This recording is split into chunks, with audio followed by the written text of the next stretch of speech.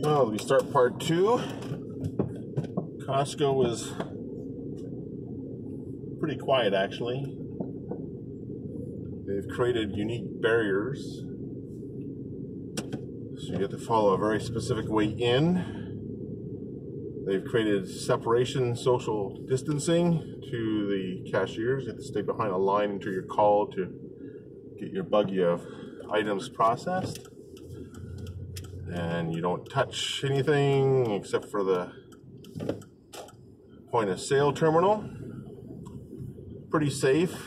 You can tell though some of the workers were a little on edge. Can't blame them.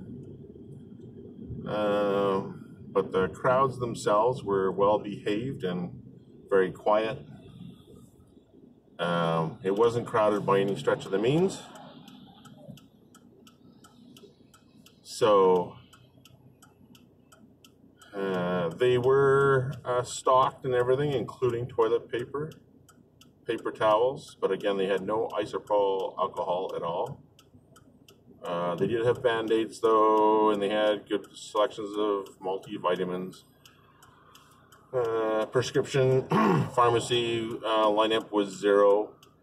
People there busy though, obviously filling prescriptions as people shopped, but no big lineups. Now it is Friday afternoon, so maybe a lot of people have already done their shopping Monday through Thursday. I think people are trying to avoid the weekends now, but we'll see.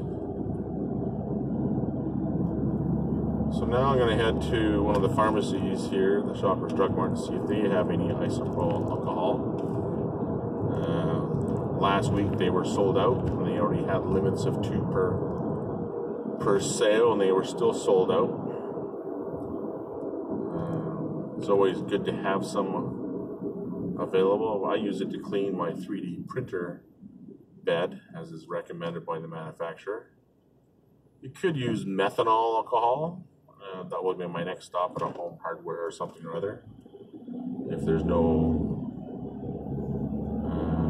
isopropyl alcohol in stock. The advantage of isopropyl is that its residue is almost zero. Whereas methanol alcohol does leave a tiny little bit of residue behind. But we'll soon see.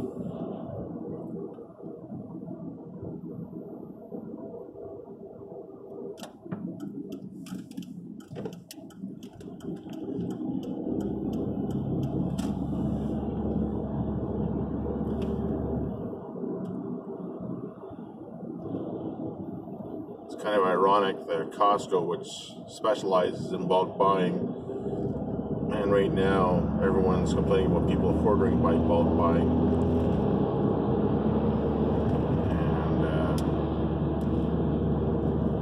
and so we'll see. Logistics has been a bit of an issue in the news lately. I think everyone's been watching.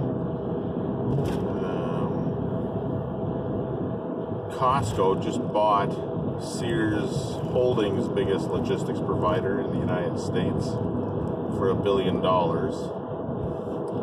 Amazon has announced the desire to hire temporarily 100,000 workers, as has Walmart.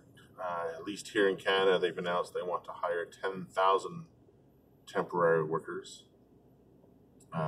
As obviously people are starting to take seriously this idea of not necessarily hoarding, but stocking up on the essentials. It'll be interesting to see what happens to some consumer goods relative to floor space. Amazon has already halted in their warehouses bringing in vendor, small business, retail, consumer products, and prioritizing others, such as the essentials for, surviving for a family for the next foreseeable little while, probably 30 to 60 days, maybe a bit longer. I suspect it's going to be longer, only because of the way this virus has spread and the flattening of the curve is not occurring. And we've got too many people not following good social distancing practices in a lot of parts of the United States. So I think the U.S. logistics system is going to be stressed for some time. I don't think it'll be dire, but I think it will be stretched to its performance limits, and lots of lessons learned. While in Canada, I think and the United Kingdom, they've certainly heeded the alarm and problems that Italy and Spain are currently going through, as it really takes hold in Germany and in France as well. And the question now is can they contain the dramatic hockey stick rise in cases that are confirmed? So we'll see if that actually happens. And see what occurs here in Canada. As I mentioned, we're currently experiencing this hockey stick rise, a very dramatic increase in confirmed cases. So we are definitely not going to flatten the first wave of COVID-19 infections. And I don't think any expert was expecting that to actually occur, but if we look over a long period of time, the idea is that as people become accustomed to social distancing, that you will have people taking it seriously, adhering to good practices of washing your hands, observing safe distances to their elders and to protect those that are most vulnerable, and make sure that they take care of themselves and those around them.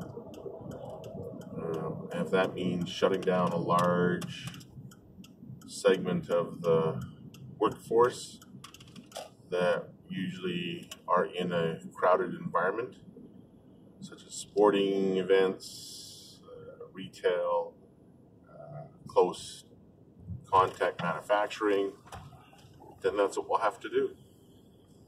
And that's what should be done. So we'll see.